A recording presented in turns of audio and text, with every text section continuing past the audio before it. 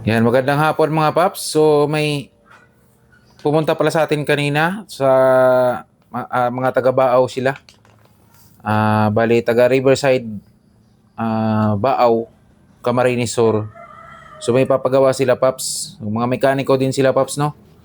Papagawa nila para sa Mio, naka-stroke up ng 2.5, so plus 5. Ang piston niya 63. So ito, pwede pa naman to hindi itanim balance. Kumbaga, stock bayag pa rin, tapos plus 2.5. So, ibig sabihin nito mga paps, ang specs nito, 63 plus 5.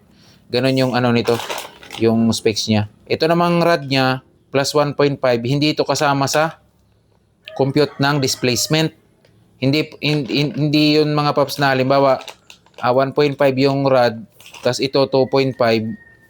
Hindi mo pwedeng i-add yung 1.5 dito sa stroke niya. Kasi ang haba lang naman ito ang nagbago. Yung stock kasi, halimbawa ito yung stock, mas mahaba lang siya ng 1.5 mm.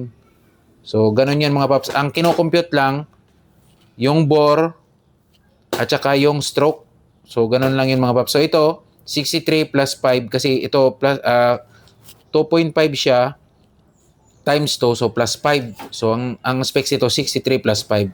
195.7cc, pero round off na rin, 196cc.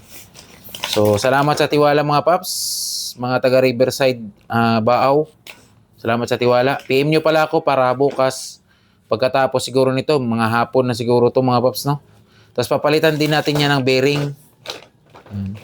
So, ito, pang service lang naman ito yung paps, pang kulit-kulit, pang ano-ano. Yan. Salamat sa tiwala mga paps. So, PM nyo ko para bukas, PM ko rin kayo pagkatapos.